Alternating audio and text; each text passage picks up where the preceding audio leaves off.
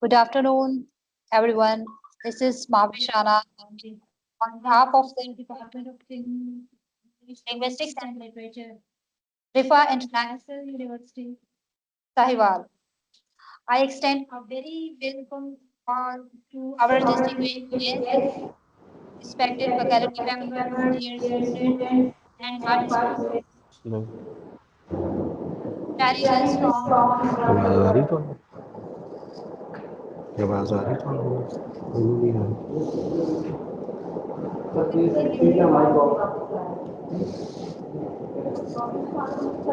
a special and welcome Ms. Anna Machura for this international webinar with her valuable presence. It's truly an honor and pleasure for me to serve as the moderator for today's session.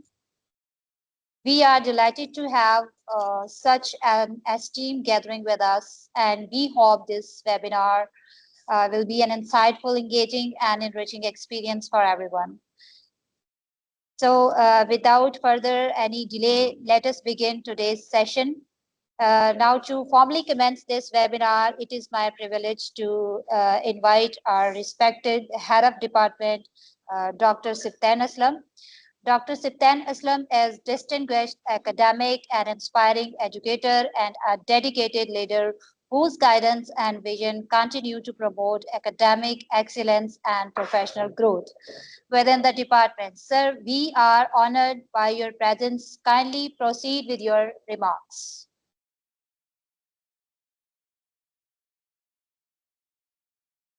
First of all, thank you so much for the invitation. It is such a pleasure and always honor to meet together with like-minded professionals, educators, and the attendance just shows that the topics that we discuss together are of great importance and we definitely Sorry, share the same Miss value. Anna. Hello. Yes, Can you hear me? I can. Okay, so let me introduce you. Can I? Of course. Okay. Thank you. So, first of all, I'm thankful to all the guests from throughout Pakistan, from all the provinces. There are 4 provinces in Pakistan, and thank God that people from all the provinces have joined us. So our distinguished speaker of today for today's webinar is Miss Anna, is an award-winning Cambridge qualified language teacher, UK Standards Office CPD accredited international speaker, British certified teacher trainer, ICF accredited coach, and chair of TEFL Kuwait Neurolinguistics SIG. She is also a researcher, therapist, educational consultant, course creator, and author of multiple educational articles and resources on neurocognitive insights, educational neuroscience, cyber psychology, and mental health in education. Anna holds an impressive record of seven degrees and specializations, including neurodiversity informed practice, medical device science, applied linguistics, neurolinguistics, law, and management. So please guide us that how can we do this, ma'am, as well. So based on her interdisciplinary research, she has created a unique method teaching with therapeutic techniques. Anna has presented as an expert speaker and panelist at various prestigious ELT and leadership events, pioneering novel inclusive teaching methodologies, empowering educators, parents, and communities across the globe. She is the founder of an international platform for project-based learning and an online language school in Africa. Over to you, Anna. Thank you for joining us. Thank you so much. And again, wonderful to be here. Thank you so much for the introduction. Uh, I'm going to answer the question, how can we do that? By collaboration. We can just go beyond borders because the knowledge that we get, the experiences, and most of all, hands-on experience what really works. This is why we're here today. And thank you so much, everyone. Always a pleasure to share those insights. Well, I guess it's time to share the presentation, but let me stress that For every session, I always encourage self-reflection. So at the very beginning, whatever we do, now this time is precious, all right, and valuable.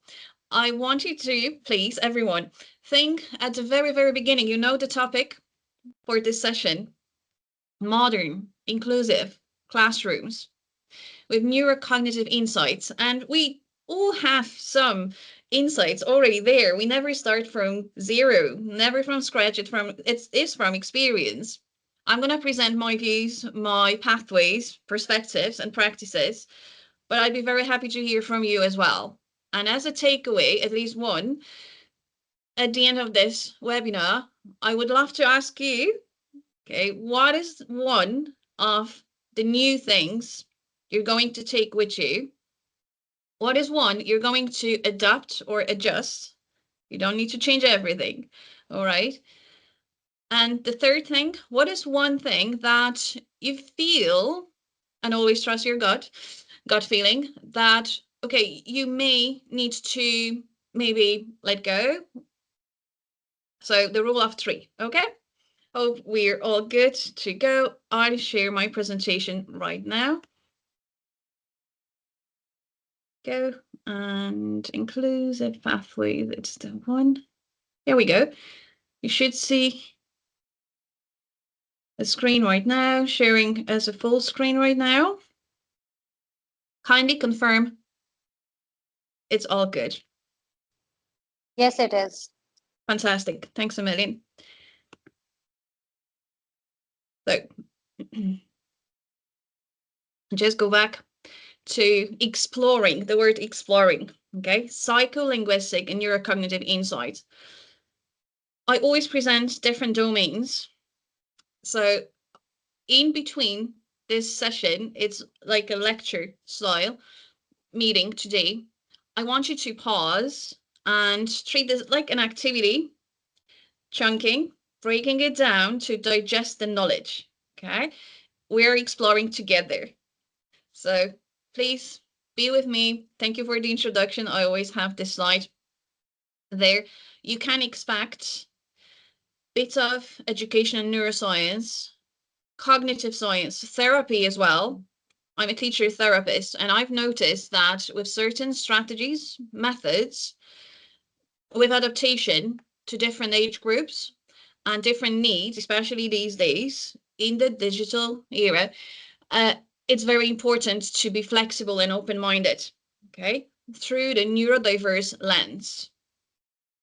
Also, there'll be some recommendations to adopt, adjust with a purpose, with a meaning. Sometimes when I work with teachers as an educational consultant as well, that fear that is out there is about changing absolutely everything. No, it does not have to be like that. Meaningful arrangements, okay, to be more inclusive. And you will see in a moment what I mean by that word. So strategic guidelines for incorporating neuroaffirming practices. I'll be talking about neurolinguistics as well, and even the language around different neurocognitive, neurodevelopmental conditions and specific learning differences.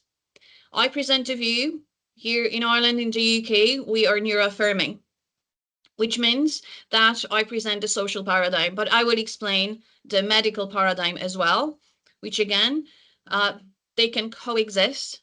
It's about that paradigm, that shift, mental shift, and the mindset around it.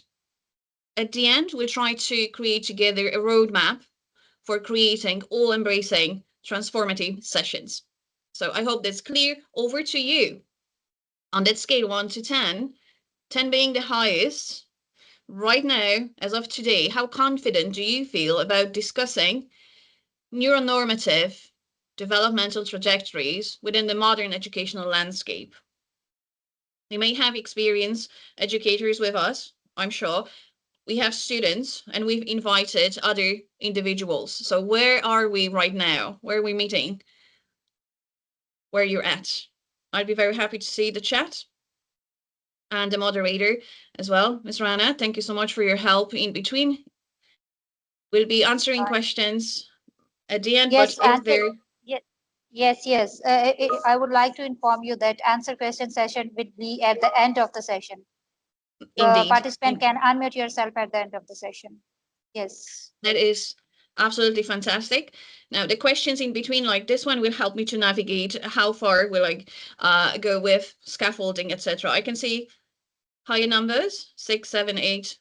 Brilliant. So I think that these insights, you're in the right place, will be of interest. And I'm very happy to see that. So the new direction, modern pathways, education in neuroscience, neurolinguistics, cognitive science, holistic therapies, the mind, body, and brain. Also, anything about psychology, psycholinguistics. Sometimes when I have a new session, new groups, I see a little bit of confusion, like what is what and what exactly. If we want to tackle and change something, we need to be sure that the whole picture is clear. So number one, what do we mean by neurodiverse populations? Do you think about the language itself, about what the culture, the way of learning? What is it for you? Anna, Indeed, audience yes. is unmuted. Audience is unmuted. You can ask questions from audience as well. So anyone can respond you by unmuting himself or herself. That's absolutely fine. Or the chat may work, or if someone wants to share Okay. and is brave enough, which I will appreciate, that's all right as well. Yes. So I will ask the moderator, perhaps with unmuting or helping with direct answers, or the chat.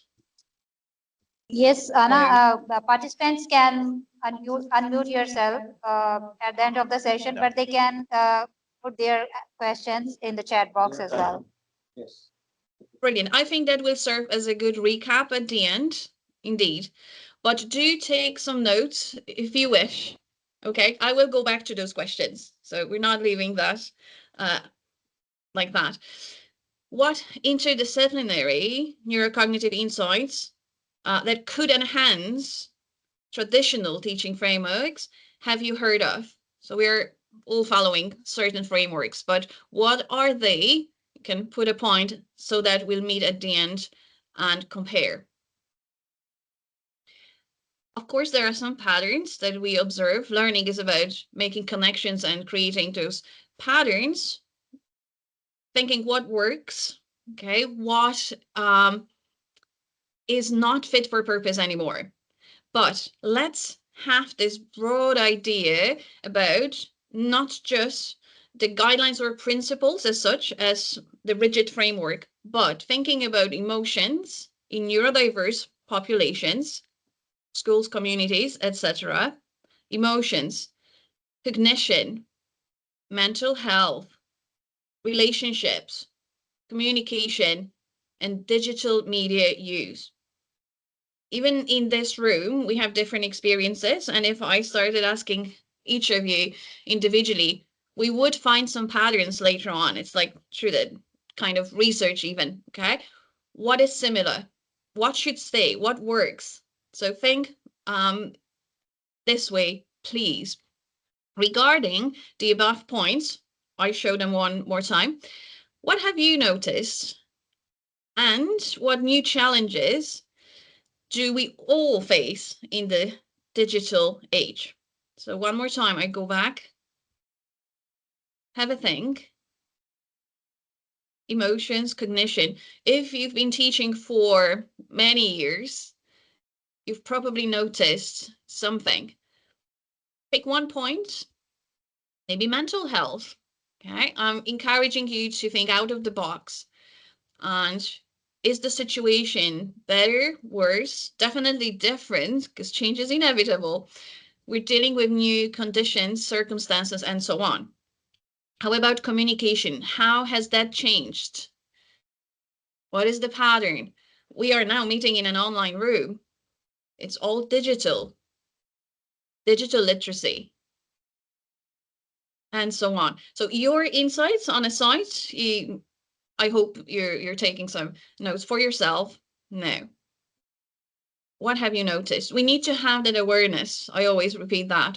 Self-awareness. where I'm at, what I know, what I will need, what works, what can I change. I mentioned that digital age over and over again, so important, because if we're learning, communicating, processing, we're adapting. And it's so much different when it comes to cognitive overload these days, or FOMO, fear of missing out. I hope that you are present right now, mindfulness in this moment. You're not thinking about anything else. Have a look and have a think about these points. Self-esteem, identity, techno-stress, lack of authenticity, quality of human interactions, okay?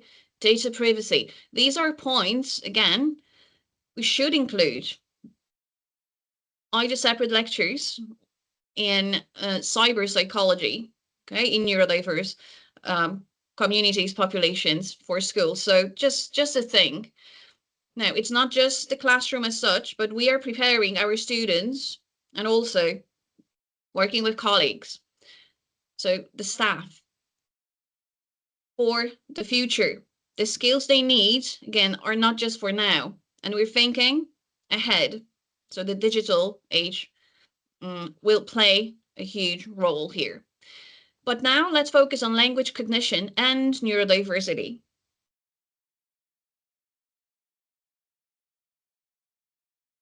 What are the implications if we do not know or do not have enough insights? Yeah. The consequences can be actually challenging, I would say. Another statement that I repeat quite often is that little knowledge can do more harm, okay, than zero knowledge. So if we want to tackle neurodiversity and neurodevelopmental conditions, there will be differences when it comes to ADHD, the autism spectrum, or dyslexia, dyscalculia, dysgraphia, dyspraxia. There are coexisting conditions, okay? Plus, it depends on the age, the environment a person is growing in, growing up, is soaking in, I would say, or it's going to change.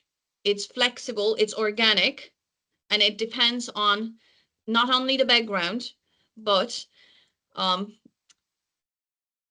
distractions that are in that environment, the triggers that are there, and also whenever we are talking to someone, even this lecture, any conversation, it's through someone's lens. Generally speaking, what we're dealing with when it comes to psychology, there are generalizations, there are deletions, and there are distortions. So always be ready to read up on a topic, to just ask a specialist, go back. One book or one lesson, one session is never enough, okay? What is the perception?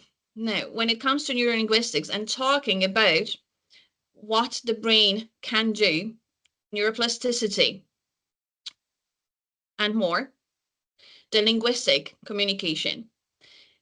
We're implementing right now at this stage psychology and neuroscience, so the structure and the function of the brain, and linguistics, the human use of language. And of course, that's going to differ from country to country, from school to school. What is your paradigm?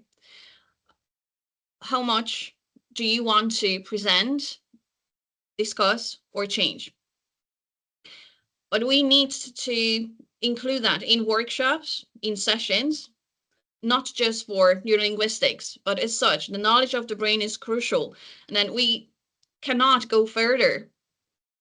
The internal mental processes inside our head, if we ask someone, a student, to take the knowledge, to use the language later on, do they know that the mind is like a computer? How about the perception? How about memory, decision-making, behavior behind that? Okay, metacognition. See how broad all that is. So perception, remembering things, and from that, from the head, from thoughts, processing to your emotions, understanding the nervous system, neurology behind it, physiology, to behavior, actually producing things, using the language and communicating effectively. All right? So memory and attention, predictive processing based on memories. I will have different memories. You will have different memories. Someone else that we're meeting there will have different ones. And there are multiple ways there of the input that we get, of getting the information in or processing before we process, how it gets in, the ventral, dorsal, automatic, or controlled ways of dealing with sounds, meaning, again, different vocabulary. A situation, okay, will impact, any kind of situation will impact later on our perception. We know that, but also the mental state. Now, we need to be always open-minded. What does it mean? If I know that, let's say, a neurodivergent individual, okay, may have a different way of processing things, understanding things, different way of responding, different, not worse, okay, then we're going to empathy, compassion. I hope that you're with me at this stage. This topic is broad. I will go now into the realm of neurodiversity, focusing on neurodevelopmental conditions and learning differences. So I wonder, are you working right now with neurodivergent individuals? Even the terminology, that's neurolinguistics. We're all neurodiverse. Communities can be neurodiverse. So neurotypical without any diagnosis, or neurodivergent, the brain works in a different way, the same as neuro. Well, the diversity in biology out there, in environment, neurons work and behave differently. The social paradigm is not about deficit, okay?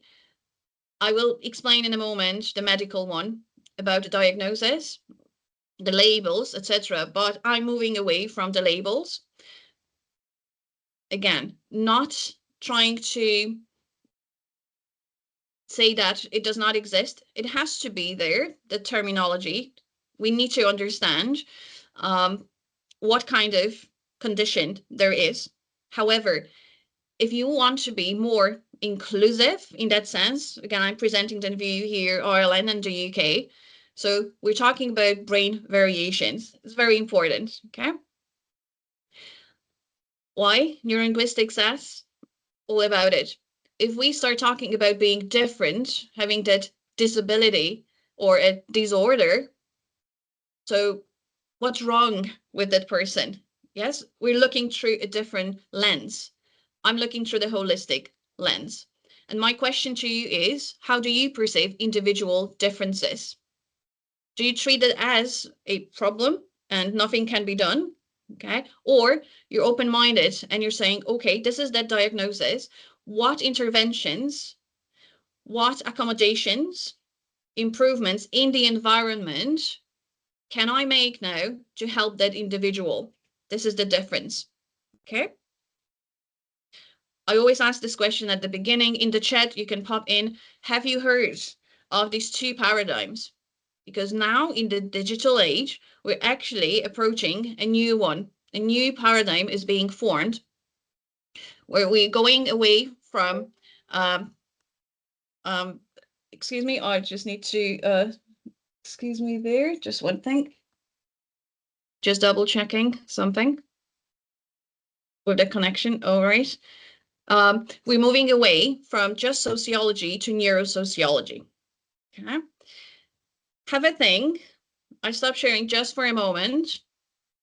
And I wonder what your perspective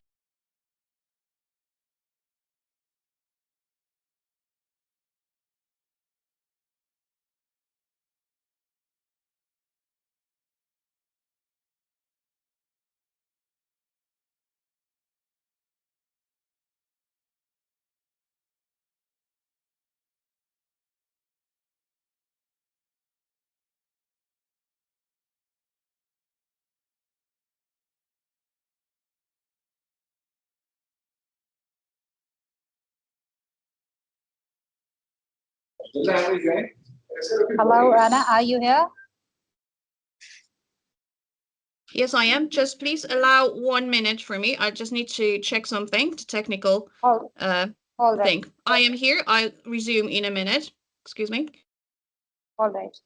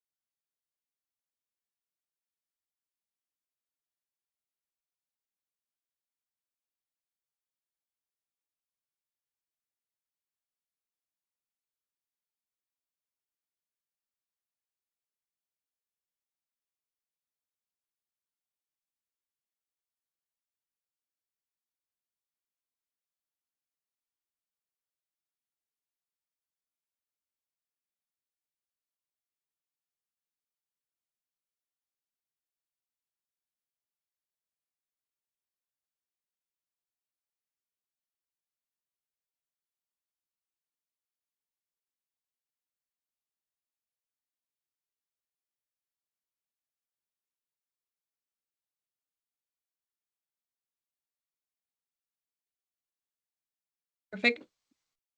Back in action. Thank you so much for your understanding. There's been some technical glitch. Thank I you, miss. resume Doesn't right matter. away. Please Thank you. carry on. Thank you so much. So we're moving now from just the social paradigm to one in digital spaces. Okay. And going back to our slides. I hope that you have that minute of reflection. Medical paradigm is about focusing on what is not working. The social paradigm is what we can do about it. And it's very important that when you come across someone, which paradigm do you want to choose? Okay, and talk about. We're not neglecting, we're not dismissing anything. What we're doing instead is just incorporating that approach. For example, double empathy problem may appear. What is that? Autistic individuals may find it difficult to engage in small talk, or in conversations, things like info dumping or oversharing may happen, or withdrawal or masking. So when we meet someone, we don't know, is that person with a diagnosis or self-diagnosed, does not really matter in that sense, but is that person neurodivergent? So processing differently. We're expecting different things. The more we know and adequate knowledge, specialist knowledge, the easier it is for us to engage and respond. So the other person, again, does not feel excluded, but rather than that, valued. The person feels they belong to that place, okay, to that group. And this is ultimately what we're trying to do as teachers and educators. So here it is, the neurosociological paradigm. We're entering new spaces. So far, we know the classroom, we know the medical realm as well, but a term called escapism, maybe you've heard of that before. If we're not creating the right conditions, inclusive conditions in the class, or learners feel that there's something missing, they may try to find a different way out. And escapism is that form. So creating an avatar, spending a lot of time in the digital space, digital environment, which is raw, which is different, okay? And we are learning that. There should be a new subject, I believe, not just learning with AI and all about VR, AR, and so on, but learning about the impact. So this is cyber psychology, by the way. But moving on, please remember what I've mentioned. We're talking about strengths here, about skills, and being neuroaffirming, communication, organization, and cultural context. Mosaic minds are around us, and we're looking at neurodiverse kaleidoscope. It may change. Now it's 2026. Okay, we know more. The neurodivergent profiles that appear more often are, please have a look, dyslexia, dyspraxia, dyscalculia, ADHD, but also acquired cognitive conditions, could be after brain injury, epilepsy, stroke, Tourette syndrome, acquired neurodiversity, mental health, well-being, and other associated conditions. I can use now the word comorbidity. That's the medical terminology. And what is the effect that you hear? Comorbidity. And if I say coexisting conditions, that's an example here of being neuroaffirming. What is the impact? Okay, on processing. There are different profiles, of course, eye contact, social issues, meltdown, stimming, which is a kind of soothing behavior, anxiety, restricted interest, seen in monotropism, or communication problems. I don't like to use the word problem too much because problems are just opportunities to talk, to discuss, opportunities for changes. Executive function, need for routine, especially in autistic individuals. So when we're creating lesson plans or any kind of change, embedding novelty, curiosity, task switching, etc., we should know all that to help our learners. These days, around 20% of the population is neurodiverse.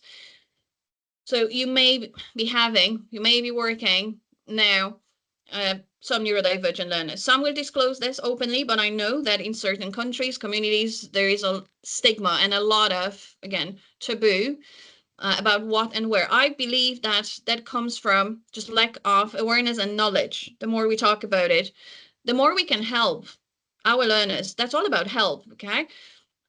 Brushing under the carpet would not help. I have learners that would say one teacher just understands so much, but then the other one asks me to do this, and that, and I feel the pressure, and then analysis paralysis kicks in, or the dopamine cliff. I'm just not able to do that. So again, which teacher do you want to be? The open-minded, continuous professional development is key.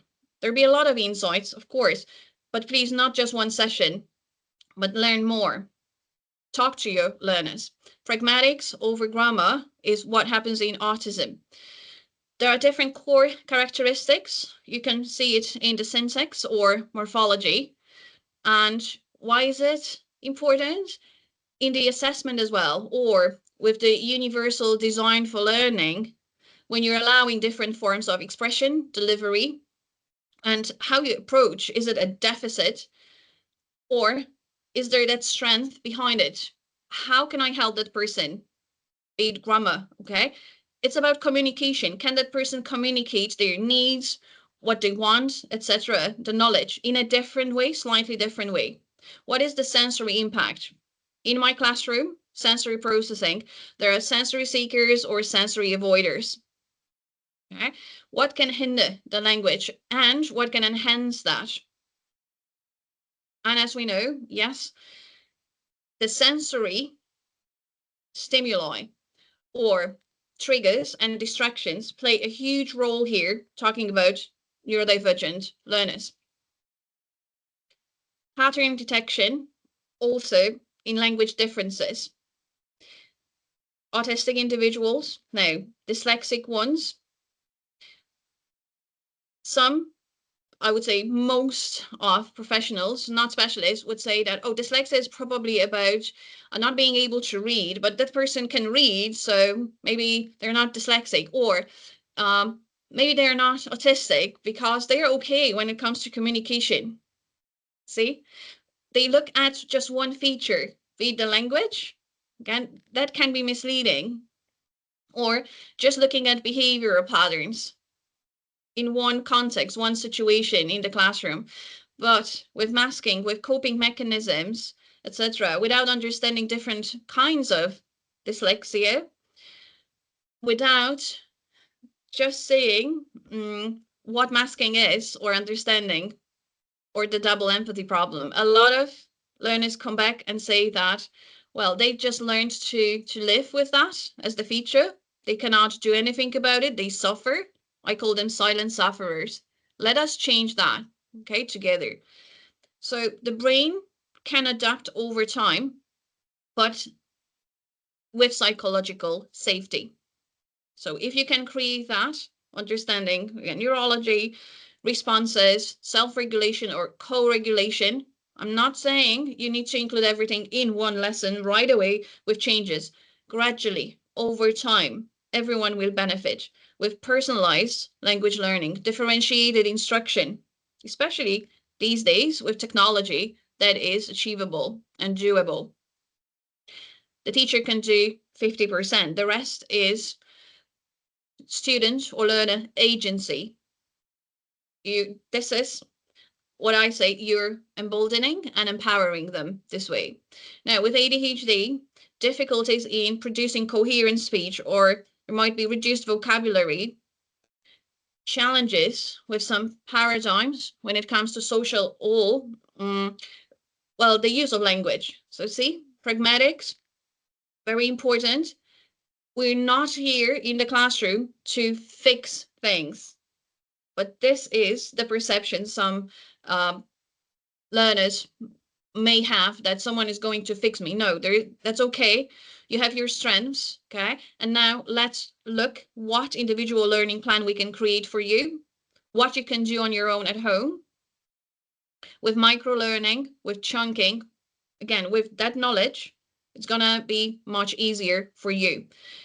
Of course, executive function, number one, okay? Weaknesses in working memory. We see it every time in the class, in engagement. It may not be motivation. It may be hormones or neurotransmitters. Lower accuracy and complexity spoken language. Lots of rephrasing, paraphrasing, and summarizing.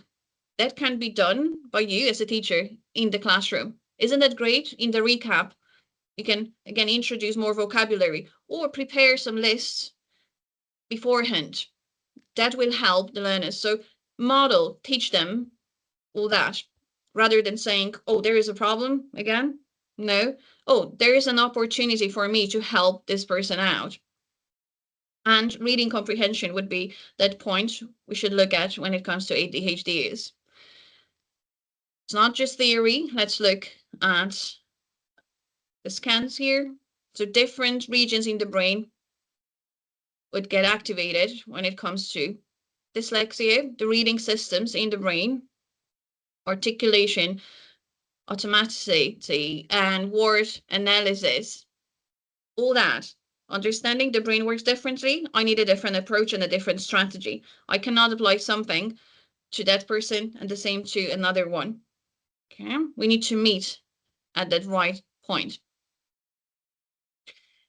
Altogether, I want to encourage everyone to work on vocabulary systems. Okay, rephrasing, paraphrasing, definitely, communication points, and creating activities where different minds can collaborate, coexist. Where else will you learn what the other response is? It may be the classroom, okay? When it comes to the autistic brain, I wonder if this rings the bell. So the neurotypical brain is in the middle. Then we can see hypoconnectivity or hyperconnectivity. Sometimes it's not about a longer processing time, most likely. However, we need to look at the strengths. So some strengths in autistic learners are actually in vocabulary, in out-of-the-box thinking, fast thinking, reading, yes, or synesthesia, hyperlexia, and other things associated. But two different brains. When a person says, I'm autistic, you need to bear in mind different profiles, okay? The brain is arranged differently, the neurons and synaptic connections. I'm going to flag some other things here when it comes to the autism spectrum. So the double empathy problem has been mentioned. The theory of mind, depending again on the person, it can be when we have the order, the thinking skills, higher order thinking skills, and the pattern.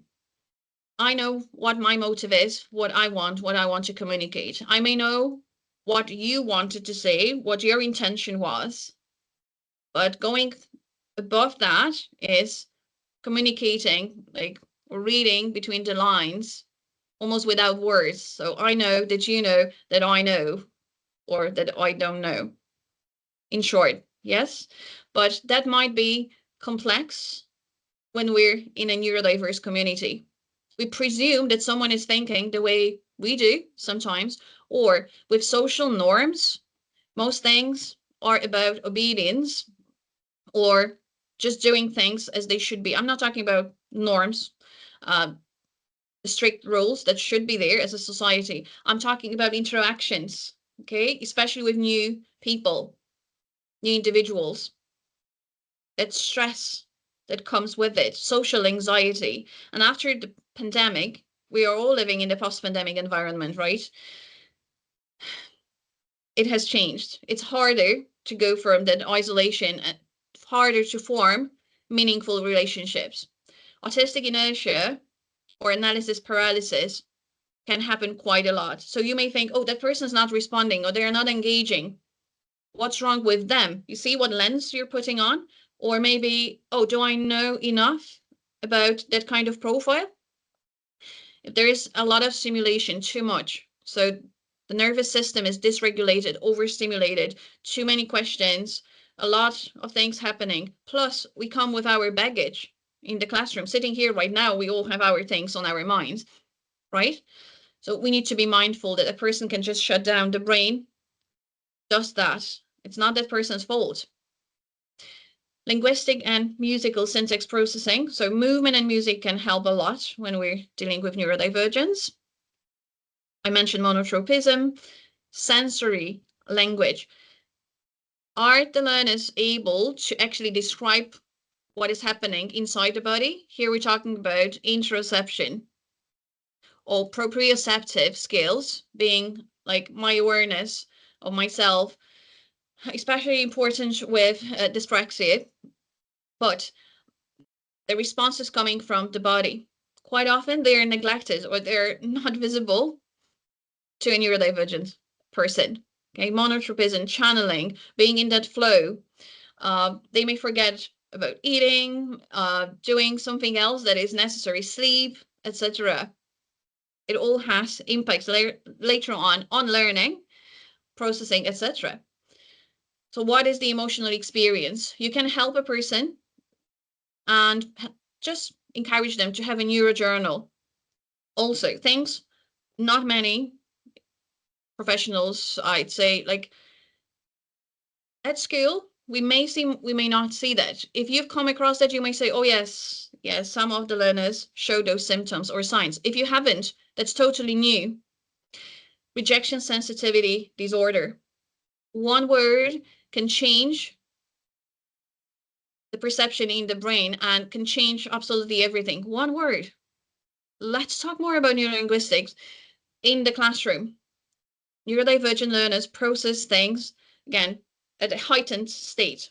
So a comment, nasty comment, remark, rolling eyes, etc., tone of voice, change of that, is like detecting that kind of pattern is distorted. What did that person want? Oh, they rejected me. They don't want me. Probably I'm bad, or I'm, someone might think I'm stupid. I don't belong here. They don't want me here. And it's a vicious circle. Rumination and looping starts. Thinking, replaying that situation, that context. Learners cannot sleep. They cannot learn. They're only thinking about that situation, what was wrong with them. So rephrase that, be very mindful in the language, okay? Pathological demand avoidance or pervasive drive for autonomy, which I prefer to use, PDA, another coexisting condition on the spectrum. Again, pebbling. Can you notice the difference if someone is approaching you, how they want to build a rapport or a relationship with you, any kind of relation? Have you heard of pebbling? That originated with penguin pebbling, like giving little gift tokens, etc. It does not have to be verbal. You see how that may differ?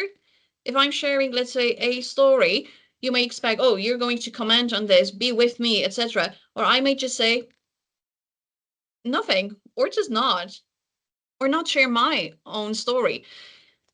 Or I may give you something just as a hint that I trust you. I want you to be around. It does not have to be verbal. In fact, with neurodivergent learners, most things are non-verbal, okay? Memory difficulties. So if you think, oh, you forgot about this, whatever, could be my birthday, date, an occasion, anything like that. So cognitive offloading, we can help learners to encourage them. You don't need to remember everything. Your brain, again, may be overloaded right now, but write down, use some digital applications to help you out with that, okay? Or other things, post-traumatic stress disorder, and so on. That's why therapies work embedded in the lesson. I've created that method for that reason when I started seeing fantastic results. Instead of spending time in a separate therapeutic session, seeing, hearing that, or observing, I can do it simultaneously. So now, when it comes to just various patterns, acquisition, right, but other considerations, cognitive variability, neurodiversity, context matters, and dynamic systems. What do you think of when I mention that? Neurodiverse populations with a diagnosis or without a diagnosis, it does not matter. Neurodiverse populations. Think about how you acquire language, how you use it later on. I know learners, and again, neurodiverse minds, that can be fantastic, but they would have that problem with actually using the knowledge or presenting the knowledge they have. Once I share some psycholinguistic insights or what they can change through study skills, perhaps, or communication, presentation skills, that all changes. There are some barriers to communication, whether we like it or not. Okay? We're not robots, and actually robots would not do the job properly, I believe, okay? Because they need to have a pattern and a program. So we have our own program. And questions to you. at this stage, I've shared quite a lot. What elements, what insights could you introduce to your students? And what barriers have you seen or have you encountered yourself? Multicultural. So we have language, context, situation. And we are social creatures. We want change that. This is the humanistic element. Okay, human beings, human to human. Now we're starting to interact with machines, and that new paradigm I mentioned should be considered as well. Let's understand our brains, our minds, before we move on and start changing and engaging with, I call it raw interactions. However, right here, right now, the language acquisition should include all those goals or areas, if you wish: communication, cultures, connections, comparisons, and communities. Do we ever compare communication patterns from one country to another country, or we're more enclosed? Important, right? You've probably heard of Hofstede's cultural dimensions. It's not about changing someone, again, forcing someone to behave in a different way, but with adaptations. This is the key word, okay, for common mutual benefit. In conversations, what have you seen? Right. The next, I would say, part would be about neuroplasticity and how we can use it for the benefit. I'm gonna just ask maybe the moderator, is there anything in the chat? Because I was not able to see that when I'm explaining. Just for a few seconds, I stop sharing and Okay. let's see Okay, where let we are. me check this. I'm checking. Yes. Kindly elaborate the term cyber psychology. One question is that. Brilliant. Yes. So cyber psychology is the area of psychology that deals with the impact of digital spaces on our brain. And that's one of my specializations. I'll be giving more lectures on that. So basically, for example, we should look at social media, screen time use, gaming, scrolling, and any interaction in the digital space, virtual environment. And that has a huge impact because we cannot separate that area. It is happening. If you're teaching or about to teach Gen Z, Gen Alpha, we're talking about digital natives, right? It's part of their everyday life, games, etc., etc. Would it be possible to perhaps ask to mute? I think so. No more background? questions are here in the chat. There are only the comments. Mm-hmm. Perfect. Yeah. Wonderful. So I'll move on. Thank you so much, everyone. Yes. Excuse me, ma'am. May I ask a question? Hello? Anna, may I ask a question? I think there is an issue. Yes, on that part that we've covered so far. Indeed, yes. Can you hear me? I can. What is the future of teachers in post-AI era? You know that there, as you are of the point of view that cyber psychology is there, that there is an impact of social media on human minds. So as AI is progressing day by day, and we are unable to run with AI, we are unable to compete with AI. So what is future of teachers in post-AI era? Do you think that the worth of teachers will be there?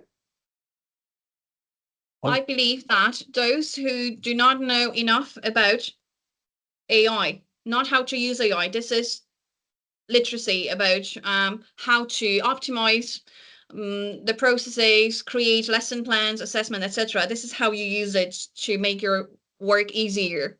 Let's look at this part where I believe we are needed more than ever is to explain that impact. And I mentioned right now, because someone is using or engaging in certain activities in virtual spaces does not mean they're doing that properly. So right now, I've helped so many learners right away. They come, they have different problems. It's about understanding even AI slop, or how to understand, like, a prompt will not solve your problems. You can learn how to just Google how to put some pieces of information out there, but how are you going to use it? You see, this is the production. How are you going to protect yourself? How about parents? Our role now as teachers, what is the future? It's totally different. If you're able to adopt or learn more, I mean, everybody is learning, whether we like it or not. This is the new dimension we've entered. I talk about trajectory. I talk about the neuro edge. Everybody, I would say, at some point would have that question in mind. Where am I? With my skills, with my knowledge, where are we going? How can I fit in? Is that not right?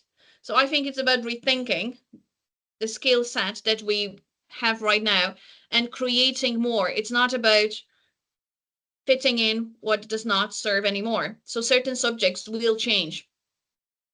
And I said at the very beginning, one new thing, one that you're gonna adopt, and gradually you will become more familiar with the challenges your learners have. This is my answer.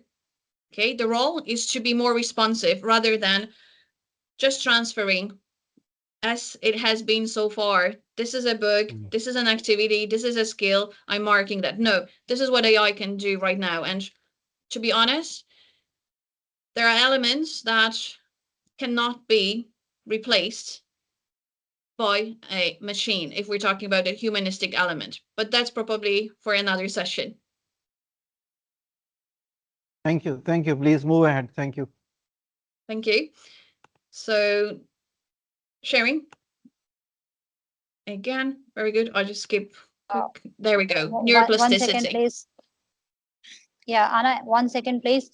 I just want to announce that you can ask any questions. I'm talking to the participants that they can ask any question from the speaker at the end of the session by unmute themselves.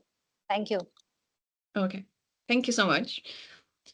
So as I said, it's about the change and experiences we have. We need to be open-minded and like more responsive to what is happening. It's not the same reality anymore. But luckily, use neuroplasticity to your advantage. So intrinsic or extrinsic stimuli, reorganizing the structure, functions, and connections. Do we know all that right away? The brains are changing as we speak. So neurons can modify the strength and efficacy of that synaptic connection. Cross-linguistic neurodiversity. Let's talk about this a little bit as well. The language, your language, different language, another language, etc. And the neural pathways, be it alphabetic, script, logographic, tonal, non-tonal languages. This is just fascinating but complex at the same time. The way you've been trained to use your brain. Okay, what is your program? Maybe you need to change something a little bit there. You want to communicate with others? I always say, like, tune in, because I think it's the frequency, okay, as well. Being mindful of individual linguistic differences.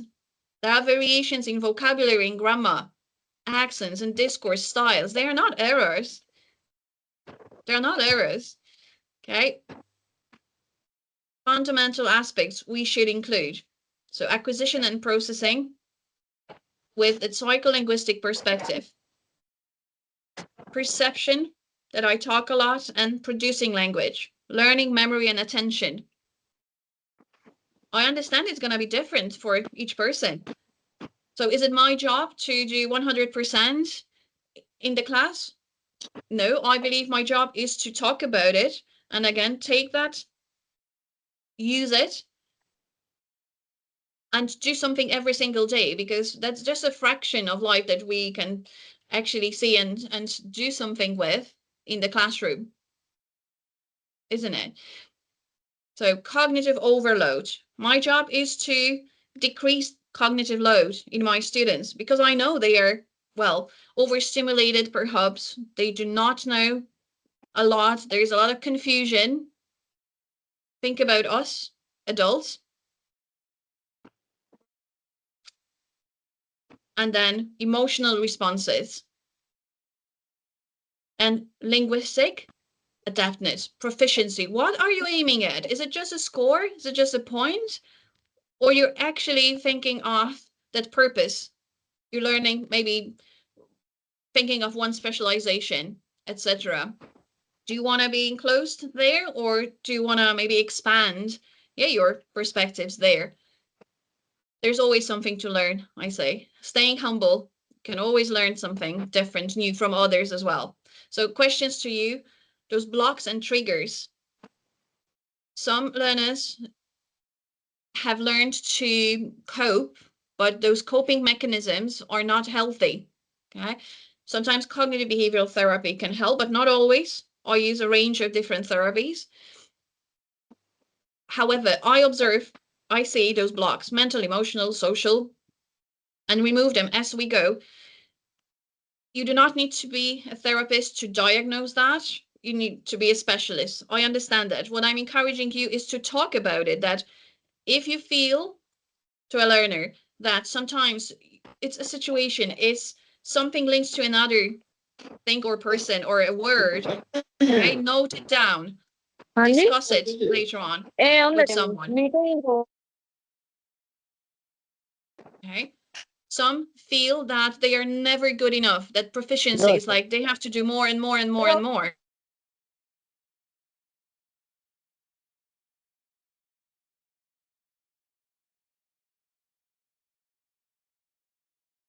Hello? Please take your mic off. Please, all of you participants, take your mic off. So again, what we're doing here is decreasing that cognitive load for our student. This is our job.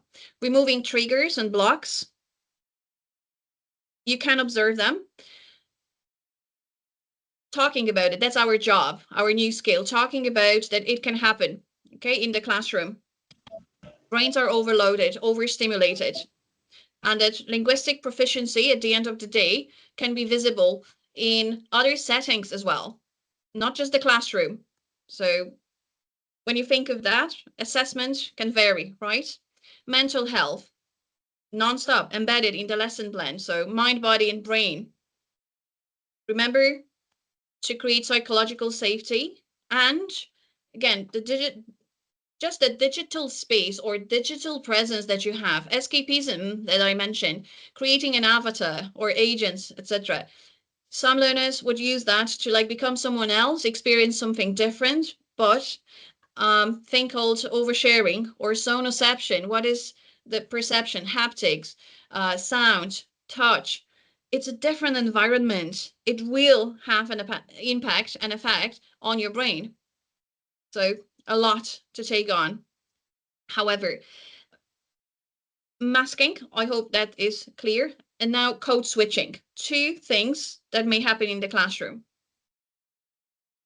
So adjusting communication styles, speech or behavior to fit in to a specific environment is absolutely fine and okay. Or even using like a different language, translanguaging. That's allowed here, it's fine.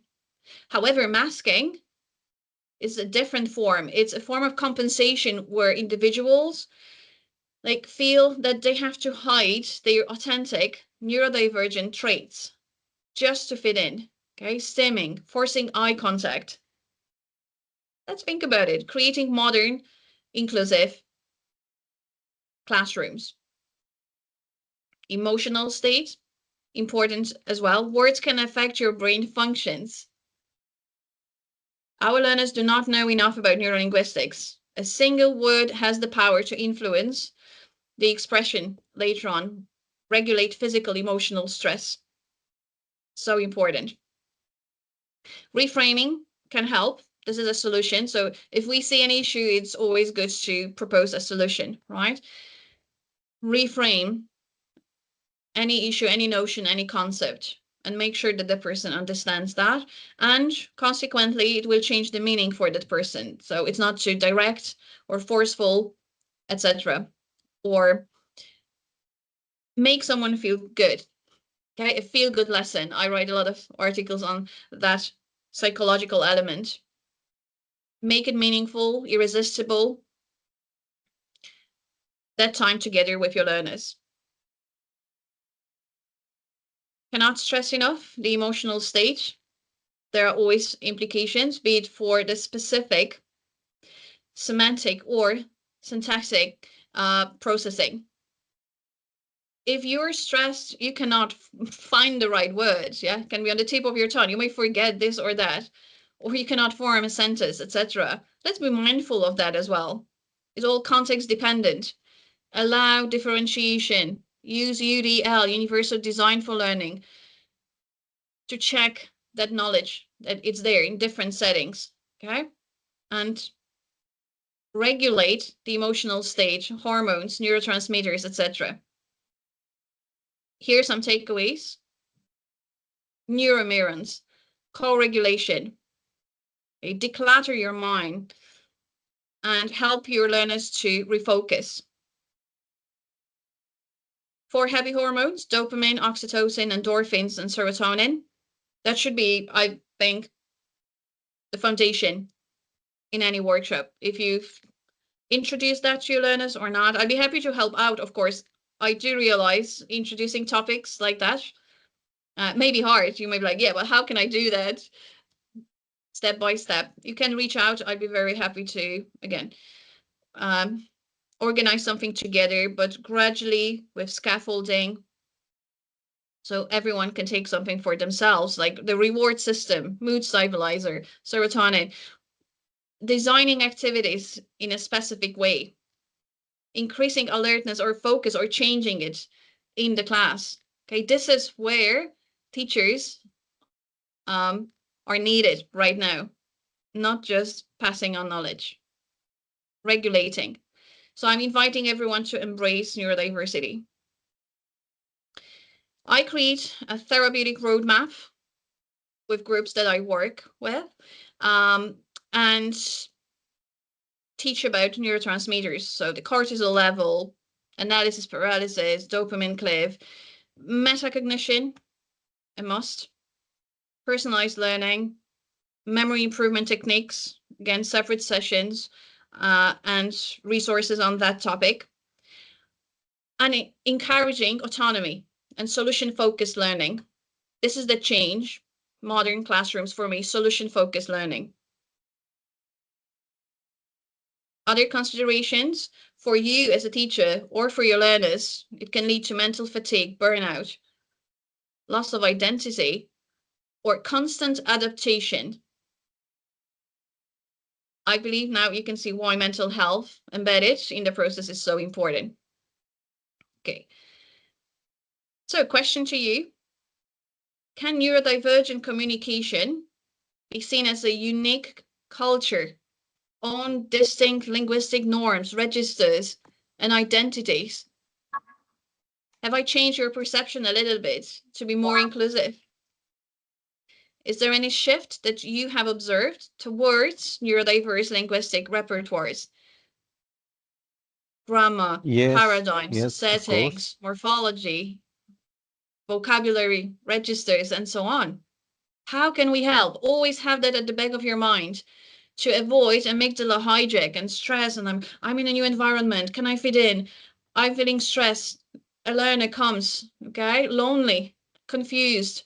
This is my role to say, like, hey, I understand you. I'm gonna share something with you that will help you. Okay, Anna, everyone. Yes. yes, I have received a message from Dr. Zia Madogo for you, and actually he is engaged in class now, and he said to me to convey his message to you. He said it was a good session, and especially about psychology. Miss Anna has elaborated the topic so amazingly, and it was a good session. Thank you so much. Is that now the time to recap, or would you like me to continue a little bit more? as for the timing? Or we move on to questions. Yeah. I have, yes? Madam, it's up to you. If you would like to ask questions, if you would like to open question answer sessions, it's up to you, ma'am. Okay. And how much time would the audience have altogether? Audience have approximately 30 minutes discussion time. Okay, perfect. So let me continue. I introduce or recap certain points that will be easier for everyone, Okay. if that's okay. Okay. Brilliant. Now, I just stop sharing for a moment. Just give me 1 second there, please. Okay. And nobody has left, so it has not been too difficult. Yeah, use humor as well. Guys, you are participating, yeah, smiling. Our role is different, okay? And which neuro-inclusive insights? Cognition, perception, okay, or digital spaces. Take one. I'll be reminding. This is like a, oh, thank you so much. This is like a reminder before I show you a couple of more slides now. And yeah, then we will talk. There we go. Sharing and back in action. Full slide mode. You should see it now. Good. So hope you're taking your notes. Would you say that we should reframe actually interpersonal communication? Slow down, pause, and I think, okay, everything is dynamic. We are on board all together, so inclusive. It's multimodal, not just one way of presenting, not just one way of delivering, etc. We are neurodiverse, and I would say the new term is neuronormative. Is it a norm?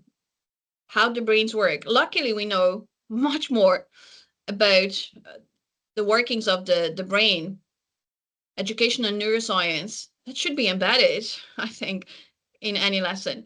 So these are pillars of my approach, and you've heard all that today in bits. So cognitive behavioral science, mindfulness, metacognition, neurolinguistics. Okay, of course, not overnight, years here of practice, hands-on applications. But I want to mention one thing, that instead of just social skills, we should put more focus or stress on the sensory system, I believe, behaviors, emotions, and sensory responses. Why? Simply, if you have just one pattern you're learning, you're reframing, rewiring your brain, um, what fires together, wires together, and you repeat that, and then you have just this one pattern or way of responding. Is that enough? I don't think so. You go to a different country, you have a new group, you're working with new people, and then you're feeling lost and you're relearning everything. How about being more open-minded and know, okay, this is my sensory system, this is my reaction in that situation, this is how I feel, or where is that kind of stress coming? Why is it there? You can actually learn or train your brain to perceive a situation that can be, well, new, stressful, perhaps, different, strange. Because if it's not familiar, something new, your brain automatically will feel like, oh my God, how can I do this? How can I do that? Right? Calm down. Use your senses, okay? Bring it down, balance it out, and then say, I'm excited. The reactions in your body, instead of I'm getting agitated, I'm fidgety. It's like, wow, my whole body is looking forward to that experience. I'm excited, and that's okay, right? Talk to yourself. That's neurolinguistics. Switch it. You can help your learners as well. If they have their mind set on failure, having one experience in mind, that, oh, maybe in that exam I failed, or that presentation wasn't up to the standard, or I said something I shouldn't have, or behaved in a different way I shouldn't have. Negative thoughts. I have reminders everywhere of like, think happy thoughts. Mind your mindset. Okay, reset. You're training your brain. It's just wired for some kind of threat or danger for survival. If you know that, okay, thank your brain and say like, okay, thank you, but there's no danger around. I'm okay. I've got that. I do it. Move on. Learn how to remove what's not serving you. Okay. Understand that if you spend too much time there scrolling, that will impact your eyes, that's the auditory system as well. Touch. Use your senses more to activate all areas in the brain. Okay. Go engage in different activities. Add movement, etc. So mind, body, and brain. Self-regulation number 1. I have a multi-sensory room as well that I use for sessions. Prepare individual learning plans for any age, Gen Z, Gen Alpha as well, the young minds, but secondary school, university students preparing that, think about that. Change, okay, changing skills, or again, adapting to new situations, and trying to find a job at the same time, right? If they are studying or navigating this and that. There's a lot to take in. The language, what if they have a job, but it's hard for them to fit in? See where I'm going with all that? So what? Like the scores are good, but then you're just not feeling yourself in that space where you're working, be it permanently or just temporarily. But that's going to reshape you again. And you start thinking, am I okay? Am I all right? Am I missing something? Am I okay? Mental health, well-being. Talk to others. Sometimes you may need just your me time to rethink. Sometimes just give yourself that time. But you need to understand where to engage. So don't be too isolated.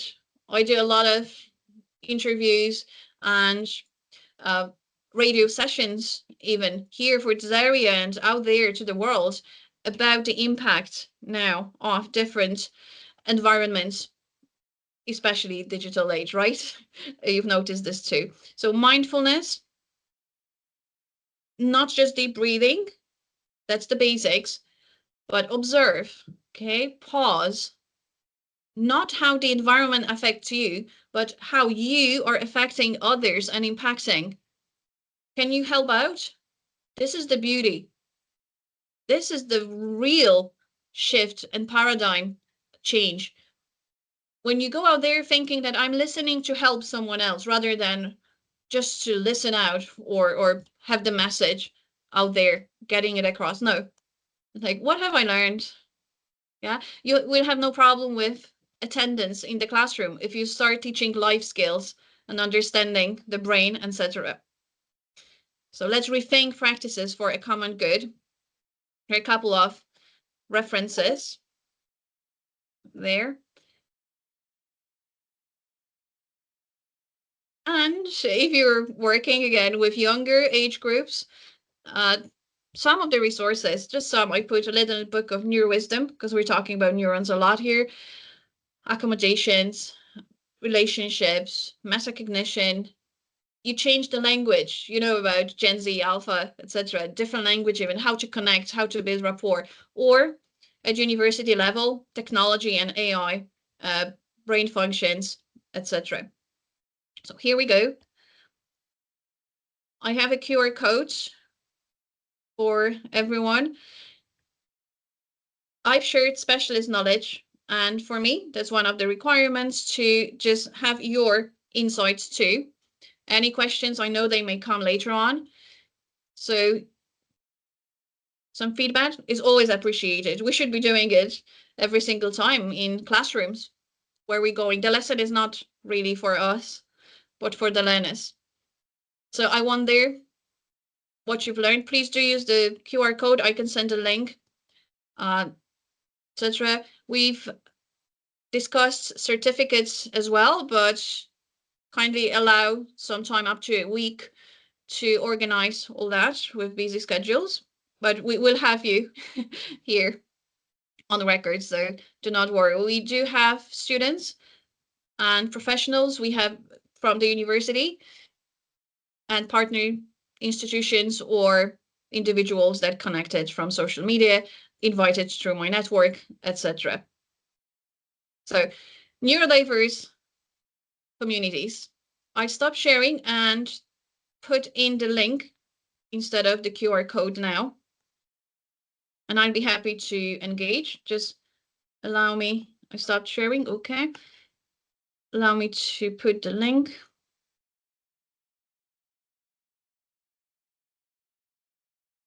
There we go. And the chat there. Miss Yes, Anna, there is. sorry, some of the participants have not could not scan the QR code. Can you please move to the previous slide? Sure. And the link is now also in the chat, direct link. I will share the QR code again. No bother. Dear participants, you can, fill out the feedback form. It is mandatory for your certificates, so fill out this form.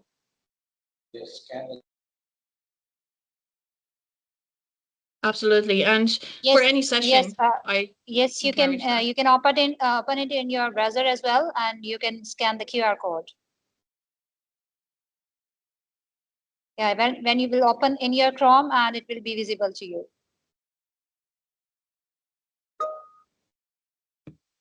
You can write your name, your email, your country of residence, nationality, and fill out this and submit it.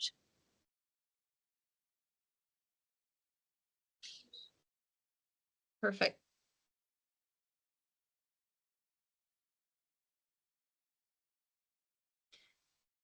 Great stuff. Is that okay to stop sharing? But at any stage, I can go back to some slides if necessary, if we're referring to some points, or yeah, I can see questions. Wonderful. And now you can ask brilliant. any question from the speaker, but one by one, please.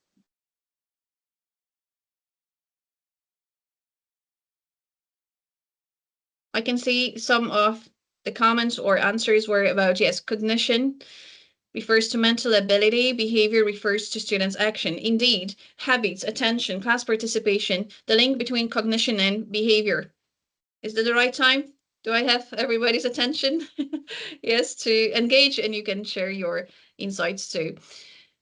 What is the link? The link is direct. So let me mention CBT, the cognitive behavioral therapy here. And everything starts with your thoughts. Okay. The subconscious mind, like what are thoughts actually? Mentally, the mental processes that I mentioned at the very beginning, so psycholinguistic or psychology, where you are, okay, I have some thoughts. Do you believe all your thoughts? Do you know what are healthy, which ones are not? And mental ability to do what? Mental, yes. But we have some kind of capacity. The brain is able to process certain things. Sometimes we cannot, there's a saying, we can, like a bottle cannot read its label. Okay, we think that we process everything is great, fantastic, but we may omit certain things. We may not see some things. So it's better, again, to like look outside of the box, go outside. Is there any pattern? Cognition is about understanding things, putting the dots together. But behavior here refers to students' action. Before we go to that, we need to talk about the sensory system and emotions. It's like a filter. So you have a thought, okay, whatever that might be. Like I'm going to give a presentation, or I'm going to apply for a job, okay? Do you just apply for a job, write your CV, or just you feel, yeah, I'm all ready? No, there is that element, okay? Intrinsic, extrinsic stimuli, or the trigger. Are there any blocks? You may say, yeah, I want this job, but maybe. And then there are some other thoughts cutting in or in your way that you have to filter out. There'll be that emotional charge there. So yes, am I ready or not? Feelings. So I always talk about how do you feel about something? Okay, you're fighting eventually against yourself out there. The only limitation you put is your own mind when you think about it.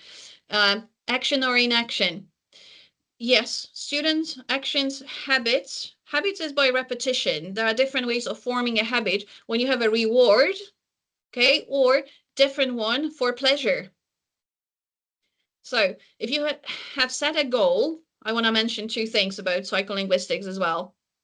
Set a goal. It may be hard, okay, ups and downs. You need a plan. It's a long term, and there be difficulties. Something that is quick, it could be like for pleasure, binge eating or binge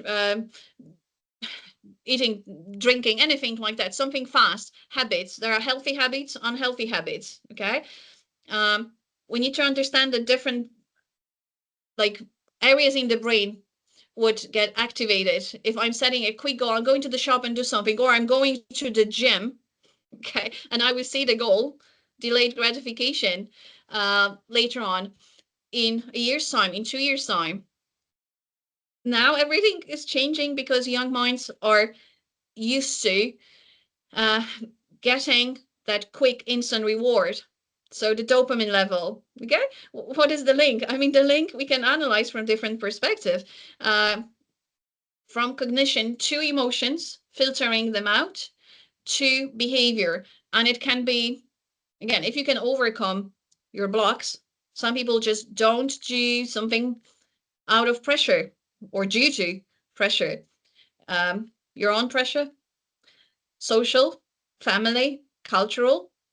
Okay, that's a very good question, and thank you so much for asking it. Because if you feel that in the classroom some learners are not engaging, they're not active enough, or they are what, daydreaming, talk to them. Okay, find out what it is. Thank you so much, ma'am. Okay, participants, if you want to ask any question, you can ask from the speaker now. Oh, okay, I'm audible to you? Yeah, Yes, you are I can hear audible. you. Okay, thank you. My question is related to the inclusive system because you were saying about the everything, how the brain is working. My question is this: in the during classes or the pressure of the completing the syllabus, how could the student or the teacher getting to identify or screen the child or can diagnose the child about if she or he is suffering with any other diversity like ADHD or some learning difficulties, dyslexia, and other things. And one more thing, in all this session, we are not imposing the stigmatization. So how could it possible in a class of 40, we are not going to be stigmatize the student and work on it? Indeed, very good question. And quite often I get this. How can we, yes, teachers feel the pressure to diagnose. No, there's no need to diagnose. But the approach I take is with certain activities, like a simple writing task can show you, okay, everyone will do that in the classroom. 5-10 minutes, up to you, 15 minutes. But you will collect the writing pieces later on and keep just for yourself. It's not that you're sharing, that they need to discuss, working in pairs. No, individual work. Once you know, okay, how to see the symptoms of dyslexia or dysgraphia, the shape of the letters, okay, or the person could not write down within the certain period of time, or would complain that, oh, I couldn't, I just feel that pain in my hand, etc. They will report this sooner or later, or you will see. So fonts, something we can do, the size of the font or the background we use when displaying certain things, for everyone on the screen. Having the neuro journal may help a lot. Okay, so instead of doing things or implementing changes, have the talk and raise the awareness, saying that I understand that in the classroom here, there are neurodivergent minds. We are neurodiverse, so we are all different, and I want you to have fun. You can present it. It's all about how you present that as well. Let's learn more about it and from each other. they can note down the responses in their body. Or is there anything like analysis paralysis, that they couldn't answer your question, but not that the question was difficult, they were not in that mental state, they can write it down, okay, and then come back to you. Or is there a certain task that they, or a pattern, like task switching? Do they get confused when it's too fast, so the processing time is too short for them? Again, they can tell you. Sometimes you're not able to. And honestly, with diagnosing the whole broad topic, you need the in-depth knowledge. I do agree. But yeah, things like that, the signals, the symptoms, or when they learn, how much can they remember from the lesson? Are they using mind maps right away? Do they have organizers? Or is there any, with dyslexia, problem with spelling, orthography?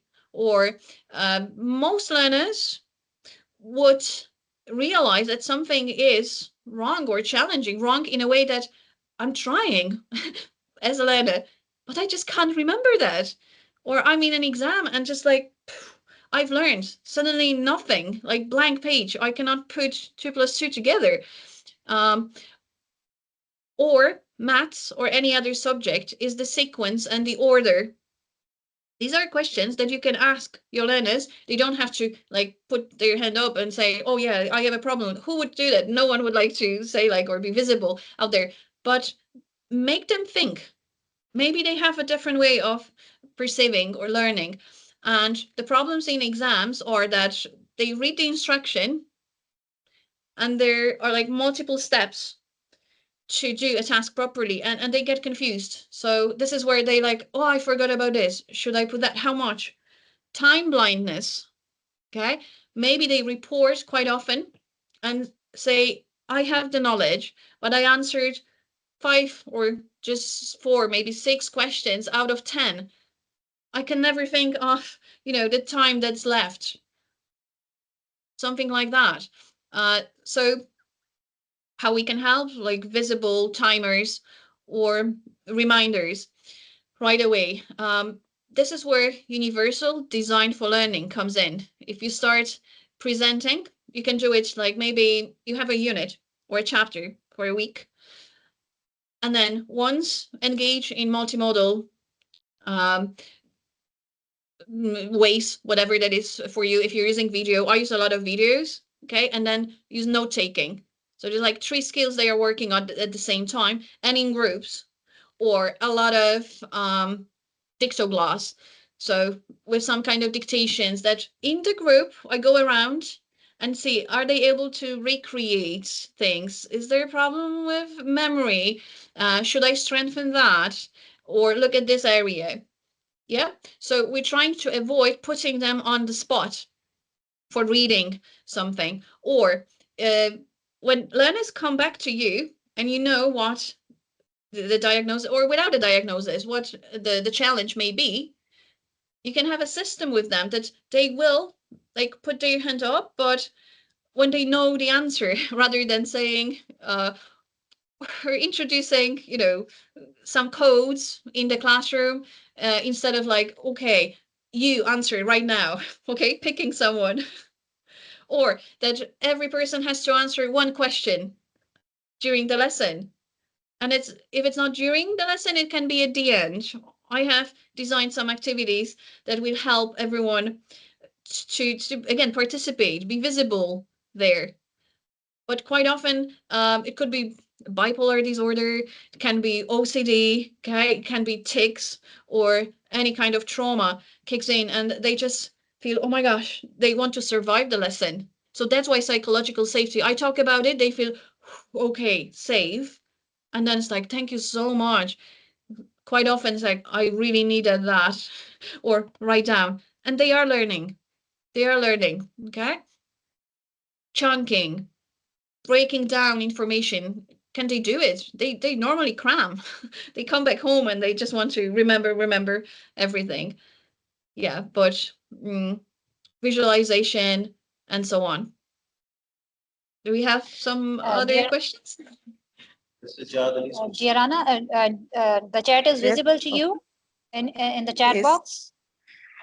I'm gonna open now. Yes, I can see Am that. I Yes, one audible to you? question is from 1 second. Abdullah. Okay, ma'am. Abdullah, 1 second, please. I just want to. Yes, here is a question from Sajad Ali, dear Anna. And his question is, what is the key difference between code switching and making in the context of neurodiversity, and why might masking be considered more psychologically costly than code switching? Mm-hmm. Thank you for this question. Yes, the key difference is that you are doing that voluntary or you are being forced, okay, in your response. So code switching happens every single time. I mean, we can change the code talking to a peer, to a colleague, to a family member, to someone at the university. Okay, we go there. So the situation, it is context dependent and related to that group. But I choose this intentionally, and this is still me, but the register that my behavior, gestures, right? What I should do, what I should not do in that particular context, just for everyone else, but I'm still myself. So I'm not really forcing. It's the tone of voice.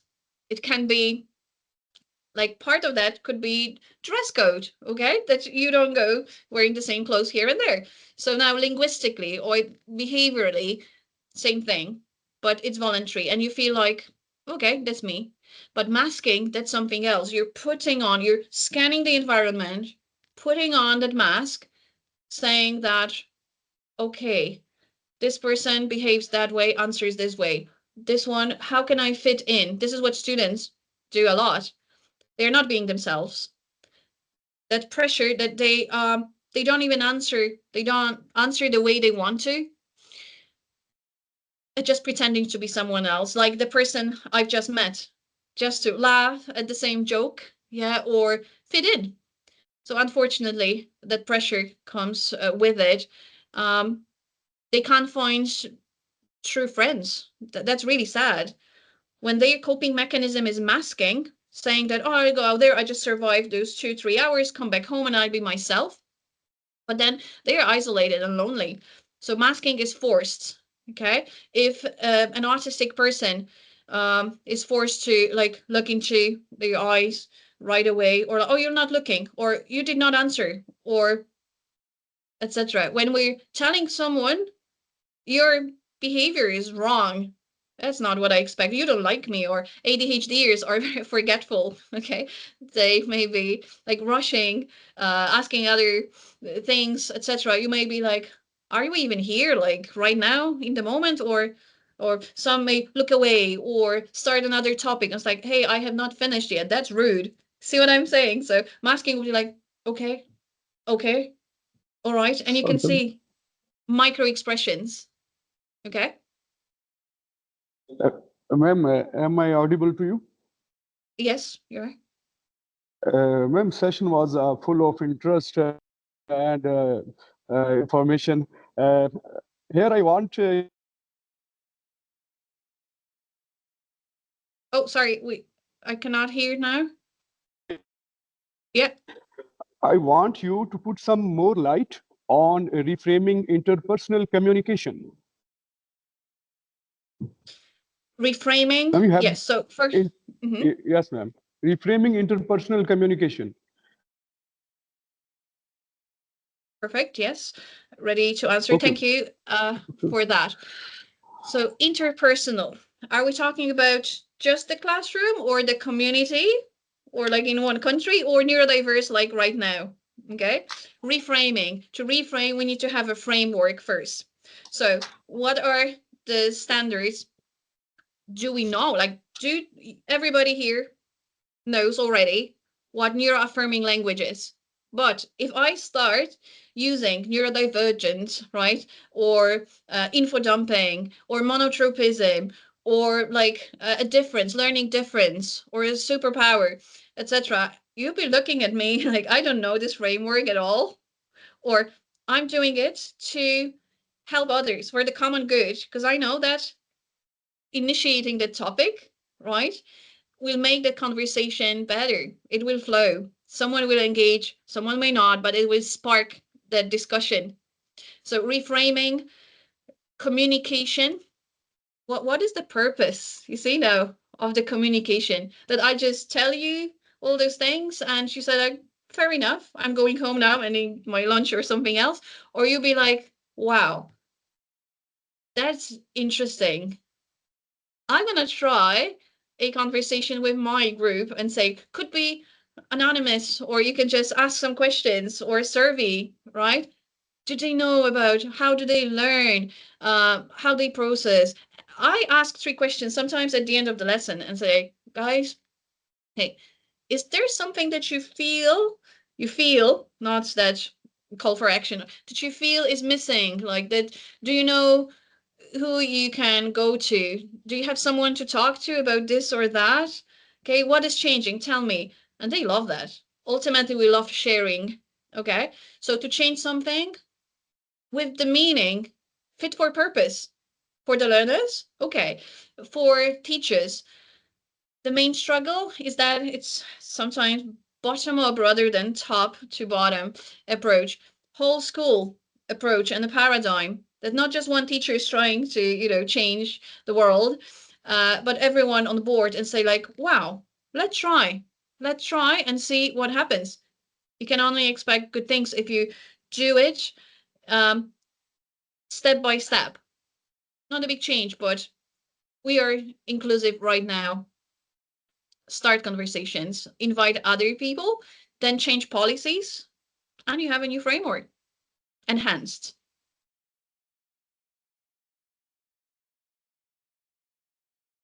Thank you. Okay, Sir Shafqat, you may proceed All now. right.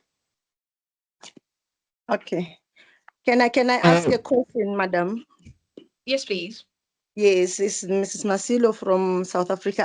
I just had a case currently whereby I was invited at a school from psychological services at the district office. What we do a therapy to other kids and we identify them and then we refer them for further higher level of support. So I had this learner who often in the classroom, the boy child just sit in the classroom without doing anything. But the language of learning and teaching is English in the intermediate phase. But they have one home language which is Setswana in our area. So this boy does not want to communicate in mother tongue. He does communicate only in English. And the IQ level is so high that he speaks about certain things like the map. He can explain everything. It's like everything is in the brain. He can explain about the evaporations and what happens. So I went to the school and interviewed the boy because I observe the distraction. When you talk to the boy, he is concentrating on outside sound and noise that is made of by birds. And then he is challenged regarding writing and reading. But when coming to verbal communication, he did very well. So I recommend to the school to say, you are saying the child doesn't write when other kids are writing.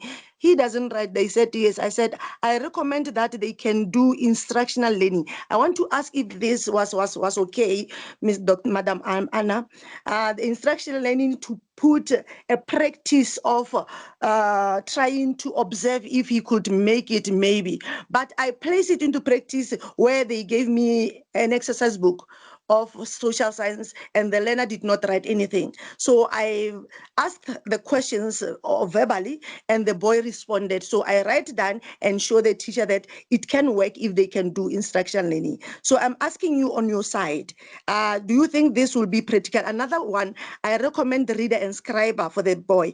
The boy is ADHD, is suffering from anxiety. So I train him to say sometimes focus on the teacher. And if you don't want to be distracted, can you write down whatever that the teacher is saying so that you don't listen to the disruptive noise outside? Thank you, Madam Ar. Absolutely. Yes, thank you so much.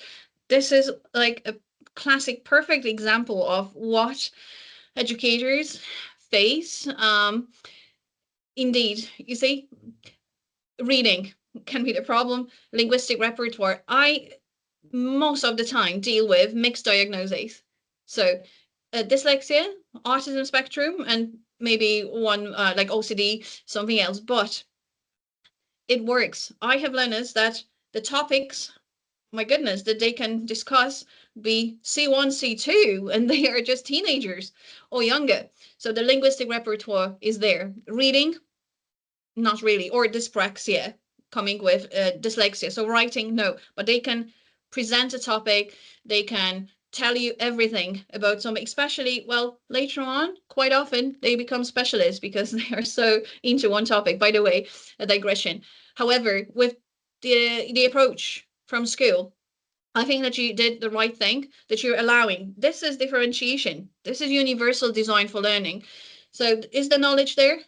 Yes, but am I forcing someone? It's like telling someone to run when they cannot run, but I can walk and do the same, but give me a different way of getting to that point and showing you that I can.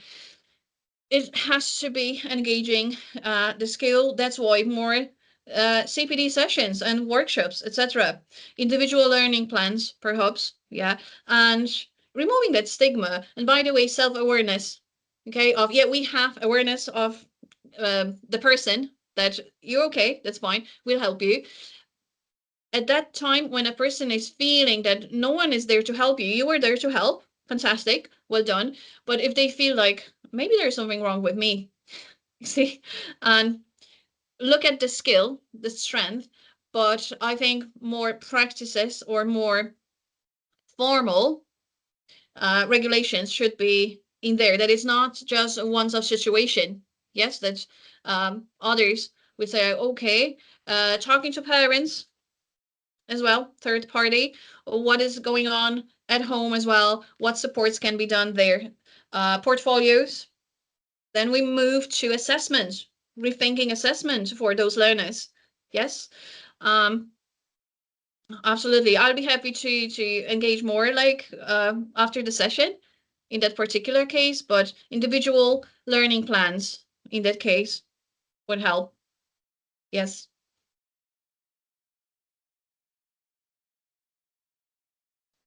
Perfect. Thank you. Last question, please. Hello, madam. Thank you very much for the thoughtfulness and the great ideas. And I have just one clarification, as one of the madam who was speaking from South Africa, she also elaborated one situation. And I want to discuss about Pakistani situation. As you talk about language processing and acquisition, in that there was one point, cognitive load. So sometimes it's unload the cognitive leads. Sometimes it gives unnecessary information instead of approaching towards the academic realities. Keeping in view the same thing, like when we talk about the behavior and mental health, in our culture, sometimes it is really very much difficult to convince the parents that their child is having a psychological issue. Visiting to the psychiatrist, people think that it is a kind of shameful act and it is a disrespect or self-esteem on them. So by Indeed. keeping in view like learning disabilities, it's really good for the teachers. But when we go towards the realities and at the grassroots level, teachers are not very well trained. On the contrary, when we collaborate with academics as well as to the grassroots realities, it is having a huge contradiction towards academics as well as towards the learning. Instead of giving to like cognitive aspects, we deal with the personal things. So how to deal with these kinds of situation? Well, sometimes when there is that denial, right, or neglecting, brushing under the carpet, like no, or just yeah, it happens with many parents that they don't want to actually agree with be the diagnosis, or trying to like go around that. Maybe it will pass again, no need for interventions right now, maybe just temporary. I know that. And in certain countries, because the medical paradigm is so strong there, I mean, we need to call things as they are and to avail the right route. We have some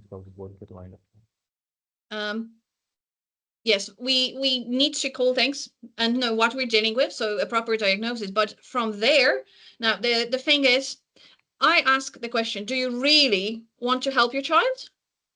Just being that honest. Do you really want to help your child? If so, Definitely. Definitely. Yes. so then let's be If a honest teacher is about it. very much aware about it, if a teacher is really Mhm. very much aware about the real problem, then definitely every teacher is having a responsibility and he wish to help. Indeed.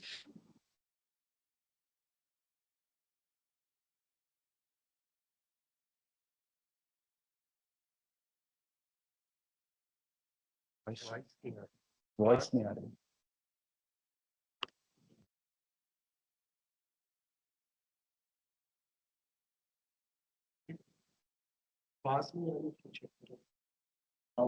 Anna, your voice is not audible. Okay, it started now.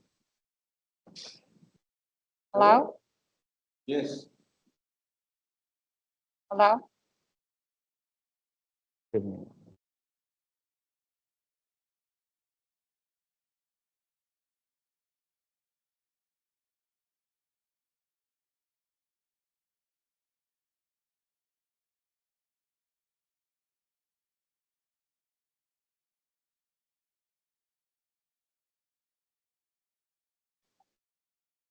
Hello, Anna, am I audible to you?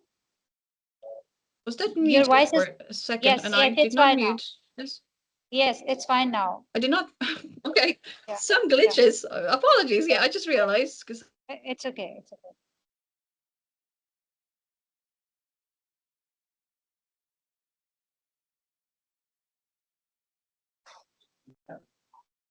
Can you hear me, Anna? Once again, you are not audible to us. Can you hear me?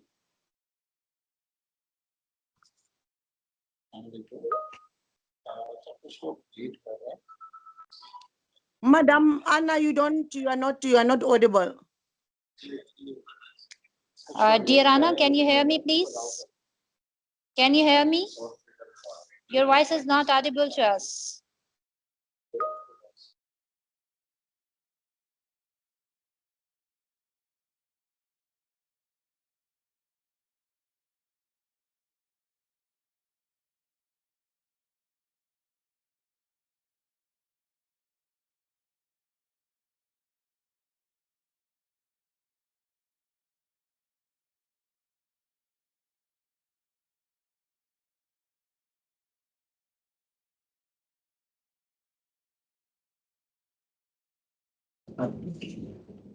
Am I audible? Yes, you're audible. Yes. There's some problem with the speaker's mic. अच्छा, carry on, sir. Yes. Miss Anna, Mr. Shafkat would like to thank the audience. Mr. Shafkat? I'm not. Yes, now you're audible. Yes. But yes, can you please speak now? No. So we would like to say something. Yes, Mr. Shafkat, please. Hello. My voice is audible to you all? Yes, sir. Yes, sir. Yes, You're please. audible. Please. Well, this was a wonderful session. It was really insightful about neuroplasticity and neurolinguistic and other brain-related issues that can hinder the learning. It was really wonderful, and now I would like to thank the respected participants, specifically the people who came from the renowned universities of Pakistan. I would like to thank Dr. Zia Ahmed Dogar. He attended our session for the first half, and he is one of the great names in the field of English language and literature. He is from University of Southern Punjab. And I would also like to thank Dr. Hafiz Muhammad Qasim. He is assistant professor at Department of Applied Linguistics, GC University, Faisalabad. Further, I would like to thank Dr. Kamran Sufi from Murray College, Sialkot, Dr. Rashid Makbul from University of Okada, Dr. Farokh Arslan he is assistant professor at Mukabbir University, Gujarat. And I would also like to thank Dr. Muhammad Tariq Ayub. He is principal government Kodakhan College, Jatoi. And I would like to thank Bushra Amin. She is principal, Government Graduate College for Women, Malgada, Okada. And further, I would like to thank Munazza Javed. She is a lecturer at Women University, Multan. And I would also like to thank Anam Saeed. She is a lecturer at Namal University, Islamabad. I would also like to thank Dr. Saima. She is also from Namal University, Islamabad. I would like to thank some other participants from other provinces of Pakistan, from Balochistan. Sayyid Khalil Ahmed joined us from University of Lorelei, and Muhammad Ishaq joined us from Namal University, Quetta campus, and from Sindh province, Aliza Qazi joined us from University of Sindh, and Maliha Sarfraz also joined us from. She is associate professor at Government Graduate College for Women, Sahiwal, and further, I would like to thank some of the esteemed scholars um, uh, from from other countries of the world. Lubna Chaudhary, she joined us from Al Rayan Colleges, KSA. Dr. Zainab Saad joined us from Al Mihad Institute, UAE. And apart from these, we also requested to the foreign participant to share their names and affiliation, but some of those international participants, they have shared the names. I'm going to read their names, and I would like to thank them. uh, Shirlene Benfica joined us from Brazil. Dr. Imelda Josephine, if I apologize if I'm not pronouncing your name accurately. Dr. Imelda Josephine, she is professor from Uzbekistan. I would also like to thank Dr. Inamullah from South Korea. Dr. Zainab Saad, I have already taken her name from Al Mihad University. So I would again like to thank all of you. Yeah, Doc- exactly. And thank you very much, every participant. I would like to thank every participant, as it was very difficult to keep record and to name every participant. There were more than 100 participants here. So each and every participant was very important and significant for the successful conduction of this webinar. And Thank you I very would much. also like to thank Dr. Masilo GM from South Africa. For rest of the participants, and especially I would like to thank Dr. Anna Machura that she spared time from her busy schedule, and Ms. Mahvish Rana that who coordinated this session, this webinar. And overall, it was a difficult task for all of us to manage this first international webinar at such a mass scale that national and international participants could attend it. But thank God, everything went fine. And I would really like to thank all the participants as well as our uh, guest speaker as well, and the presenter, Dr. Miss Anna Machura. Okay. Okay, as we come to the end of today's enriching session, I would like to express my heartfelt gratitude to Ms. Anna Machura for the past 2 years we were connected. Thank you so much for accepting my invitation and for your time. And my heartfelt thanks to distinguished guests, respected faculty members, and participants from around the world for joining this session. A success with your valuable presence and engagement. A special note of appreciation to the organizing team and everyone who contributed behind the scenes to make this international webinar possible. Thank you once again, attendees. We hope that we welcome you I can hear in now. our future academic events. Thank you. Thank you, everyone. Thank you.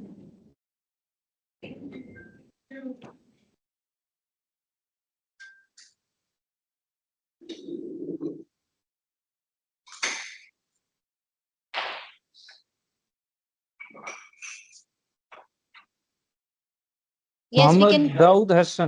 Mohammed Daud Hassan, I'm also thankful to you that you have joined the meeting. He is from Riphah Faisalabad campus. And Participant, if you are able to on your cameras, we can take a selfie, a group photo with Anna Machura. And we are also thankful to our IT team, Mr. Hamza, and rest of the participants who was regularly working on the background, but they were not on the front line. So those who are present, can you please turn on their camera so that we can have a selfie with Anna Machura? Can you please on your cameras for one group photo? No.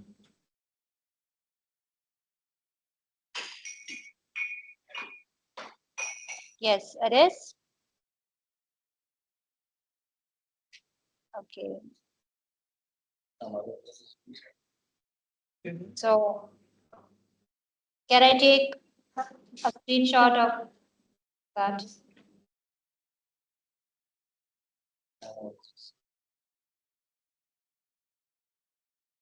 I think so. Most of the participants are not their cameras on. Legi camera picture banana Priya. Picture बनाए प्रिया.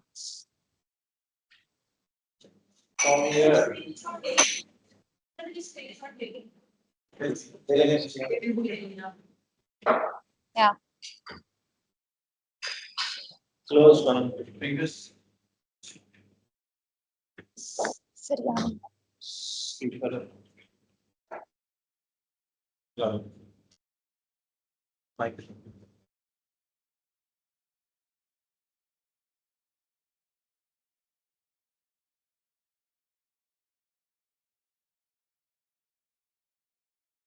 Stay connected.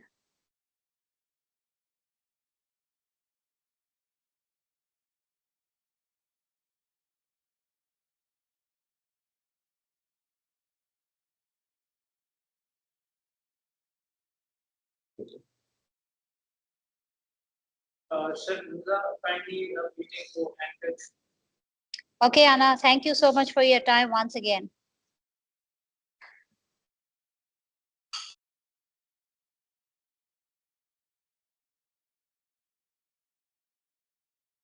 Sir Hamza, kindly meeting को end कर दें, हमारा session complete हो गया है. Sir Hamza from IT department, अगर आप हमें सुन सकते हैं तो kindly meeting को end कर दें.